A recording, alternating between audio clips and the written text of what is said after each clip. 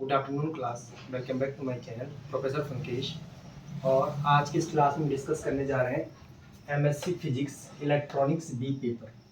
जैसे कि आप सभी जानते हैं कि बहुत समय से जो है मुझे बच्चे जो है हमारे एमएससी के जो छात्र छात्राएं हैं फिजिक्स के, वो रिक्वेस्ट कर रहे थे कि सर हमारा एग्जाम आने वाला है, क्योंकि सेमेस्टर सिस्टम है, उनका लास्ट सेमेस्टर है, फोर्थ सेमेस्टर है। और इलेक्ट्रॉनिक्स का जो पेपर है उसमें जो लैंग्वेज है बहुत कॉम्प्लिकेटेड लैंग्वेज है, टेक्निकल वर्ड्स यूज किए गए हैं, तो उसकी जो लैंग्वेज है याद करना बड़ा मुश्किल है और सिलेबस भी एक टिपिकल है। ऐसे में छात्र छात्राओं के दिल में एक मन में कश्मकश थी कि सर इंपॉर्टेंट क्वेश्चंस, ऐसे टाइम में हमने पूरा जो कोर्स है हम उसका पूरा थॉरोली रिवीजन नहीं कर पाए हैं।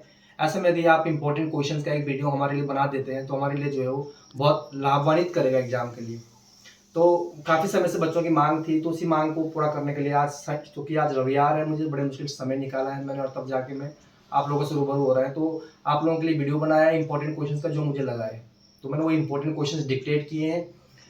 चूंकि इलेक्ट्रॉनिक्स में मेरा स्पेशलाइजेशन नहीं है, मेरा स्पेशलाइजेशन जो है कंडेंस मैटर फिजिक्स में, और ना ही मैं ये पेपर आपको पढ़ाता हूँ, लेकिन बच्चों के छात्र छात्राओं के हित में मैंने ये वीडियो बनाया है और ये क्वेश्चंस डिक्टेट किए हैं। जहाँ तक मेरा अपना विवेक कहता है कि ये टोटल 10 क्वेश्चन है, वो 10 क्वेश्चन मैंने डिक्टेट किए हैं और मुझे उम्मीद है कि यहाँ से पेपर जो है ज़्यादा नहीं तो 70% पेपर यहाँ से आपका रहेगा। तो जो क्वेश्चन मैंने बोर्ड में लिखे हैं अभी मैं डिस्कस करता हूँ आप लोगों के साथ, उन क्वेश्चंस को तो आपने करके जाना ही है। इसके अलावा किसी ने और ज़्यादा पढ़ा है, दैट्स वेल एंड गुड, बहुत अच्छी बात है, लेकिन जिसने कुछ भी नहीं पढ़ा उनको तो ये क्वेश्चंस आपको करके जाना ही पड़ेगा। और इसके साथ ही यदि किसी ने अभी तक चैनल को सब्सक्राइब नहीं किया है तो वो सब्सक्राइब कर लें, नोटिफिकेशन ऑन कर लें, जिससे कि आगामी आपके और ही पेपर होने हैं उसके लिए मैं आपके लिए आपके एग्जाम के पॉइंट ऑफ व्यू से आपके लिए नए नए वीडियो लाते रहेंगे और आप लोगों का मार्गदर्शन करते रहेंगे। अपना नोटिफिकेशन ऑन कर लें, वीडियो को लाइक करें, चैनल को सब्सक्राइब करें और अपने जो और दोस्त हैं डिफरेंट डिफरेंट कॉलेजेस में आपकी पीजी कर रहे हैं, एमएससी कर रहे हैं, उनसे आप डिस्कस करें। Thank you. आगे बात करते हैं, अपने मेन टॉपिक पे आते हैं। तो एमएससी फिजिक्स, आज 11 सितंबर है, दिन संडे है, रविवार है।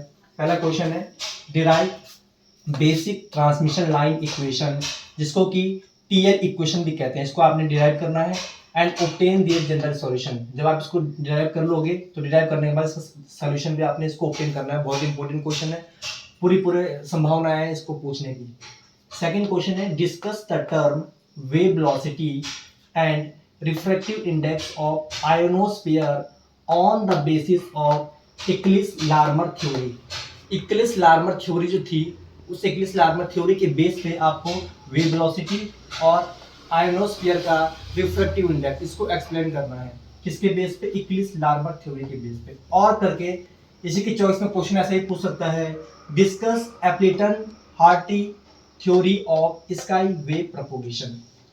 एप्लेटन हार्टी थ्योरी जो दी थी उन्होंने स्काई वेव प्रोपोगेशन के लिए, किस तरह से स्काई में जो है वेव का प्रोपोगेशन होता है, उसके लिए इन दो साइंटिस्ट ने मिलकर जो है अपनी एक थ्योरी दी थी, इसको डिस्कस करना है। तो समझ लो कि ये दोनों क्वेश्चन आपको तैयार करके जाने हैं और दोनों क्वेश्चन में एक क्वेश्चन जो है 99% जो है वो एग्जाम में पूछेगा। 1% की मैं गारंटी नहीं लेता हूँ। कभी कभार जो एग्जामिनर होते हैं वो इस तरह से पेपर सेट करते हैं कि जो बच्चा सोचता है कि ये क्वेश्चन आएगा, कभी कभार वो उनकी मेंटलिटी के विपरीत जो है पेपर बना देते हैं। उस 1% में इसलिए मना कर रहा हूँ, उस 1% में एग्जामिनर का माइंड किसी भी वे में घूम सकता है, लेकिन 99% जो है इन दोनों में से एक क्वेश्चन आपके आने वाले एग्जाम में 100% 99% आएगा। तो दोनों ही आपको तैयार करके जाना है। थर्ड क्वेश्चन में आते हैं, एक्सप्लेन एनी टू एंटीना। आपको याद होगा, यदि आपने सिलेबस देखा हो, आपकी 2 यूनिट ऐसी, एक यूनिट ऐसी है जिसमें पूरा उन्होंने एंटीना के बारे में बताया है। Different types of antenna is in your syllabus. तो उनमें से जो खास एंटीना अक्सर पूछे जाते हैं, जिनका उपयोग भी है हमारी डेली लाइफ में हम देखते हैं, तो वो कुछ इस प्रकार से है। पहला है हर्ट्ज एंटीना, दूसरा है मार्कोनी एंटीना और तीसरा है Yagi antenna and the last one is loop antenna. ये चारों एंटीना का आपने जरा सा आइडिया लेके जाना है, ज्यादा नहीं तो एक पेज का आइडिया लेके जाना है, इसके फीचर्स क्या काम करता है, कैसे हम इसको उपयोग में लाते हैं। ये चारों को देख के जाएंगे, चारों में से ज्यादा नहीं तो 2 एंटीना आपके एग्जाम में 100% आएंगे।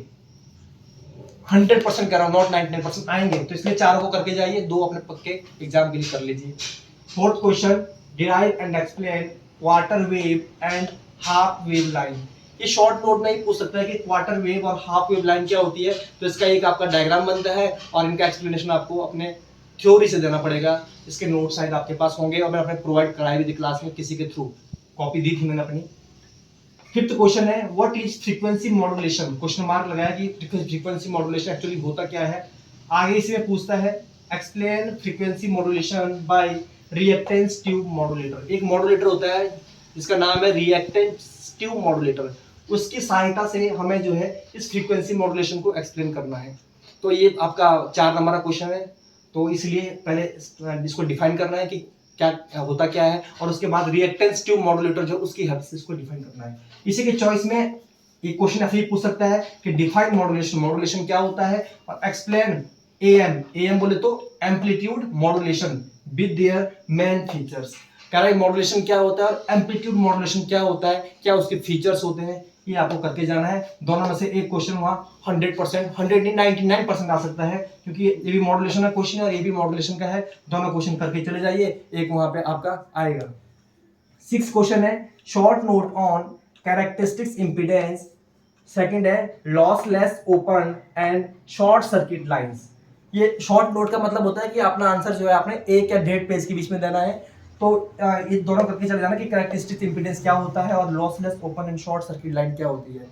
आपको नोट्स है आपके पास, बने होंगे, बनाए भी होंगे आपने, नहीं बनाए हैं तो आप आजकल तो टेक्नोलॉजी इतनी विकसित हो गई, आप गूगल की हेल्प से आप गूगल पे इन चीज़ों को सर्च कीजिए, इनसे रिलेटेड जो भी कंटेंट मिलता है उनको इजी लैंग्वेज जो आपको याद हो सकती है एग्जाम के लिए, समझ जिसको आप सकते हैं, उनको आप अपने कॉपी में नोट करके एग्जाम के लिए प्रिपेयर करें। नेक्स्ट क्वेश्चन है explain with the help of figure working of balanced modulator. Balance modulator आपने सुना होगा, मॉड्यूलेशन वाली यूनिट में आपका है कि मॉड्यूलेशन क्या होता है, एक्टिव मॉड्यूलेटर क्या होता है, बैलेंस मॉड्यूलेटर क्या होता है। तो वो कह रहा है कि बैलेंस मॉड्यूलेटर जो है इसका पहले फिगर बनाया और फिगर की हेल्प से समझाया कि एक्चुअली काम कैसे करता है और किस काम में मिसल लाते हैं और होता क्या है। नेक्स्ट 8th क्वेश्चन है एक्सप्लेन फोस्टर-सिली डिस्क्रिमिनेटर, जिसको कहते हैं हम common type of FM detector. ये एफएम को डिटेक्ट करता है, इसको हम एफएम डिटेक्टर भी कहते हैं और इसका नाम है फोस्टर-सिली डिस्क्रिमिनेटर। इसको एक्सप्लेन करना है अपने शब्दों में, इसका काम क्या होता है, कैसे वर्किंग होती है और किसको डिटेक्ट करता है, क्या कौन सी वेव्स को डिटेक्ट करता है, ये सब लिखा भी हमने आगे। एक तरह का ये common type of FM detector होता है, इसके बारे में थोड़ा सा नॉलेज आप लेके जाएंगे, बिल्कुल नल होके नहीं जाएंगे कि नहीं ये इसे करके जाना नहीं है, थोड़ा थोड़ा आपने सबको टच करके जाना है कि जिससे कि जो वहाँ क्वेश्चन आए तो आप उसे बना सको। सेकेंड लास्ट क्वेश्चन है आपका right a short note on stub matching and second है स्टैंडिंग वेव रेशियो। ये आपके इसमें टॉपिक दिया हुआ है, इतना डिटेल में नहीं है, थोड़ा सा इसका भी नॉलेज लेके जाना है कि स्टब मैचिंग क्या होता है और स्टैंडिंग वेव रेशियो क्या होता है। अगर वहाँ शॉर्ट नोट में आ जाता है तो थोड़ा सा आप ज़्यादा नहीं तो 1-1 पेज लिख के आए, जिससे कि आप हर जगह से मार्क्स जो है गेन करते चले जाएंगे, ऐसा ना हो कि आपको छोड़ना पड़े वहाँ कुछ question. And the last question of this lecture is explain the following. आपने कुछ टर्म्स लिखे हैं मैंने यहाँ पे, इनको एक्सप्लेन करना है। पहला है resonant and non resonant antenna. Resonant antenna क्या होता है, नॉन रेजोनेंट एंटीना क्या होता है, थोड़ा सा जनरल आइडिया लेके जाएंगे, डिटेल में जाने की जरूरत नहीं, जनरल आइडिया अपना लेके जाएंगे। Second is principle of radar. Radar का भी आपके सिलेबस में सेकंड यूनिट में जिक्र है, तो थोड़ा सा रडार के बारे में भी कि रडार का काम क्या होता है और रडार का इलेक्ट्रॉनिक्स में क्या एप्लीकेशंस है, थोड़ा सा इसके बारे में आप जरूर देख के जाना।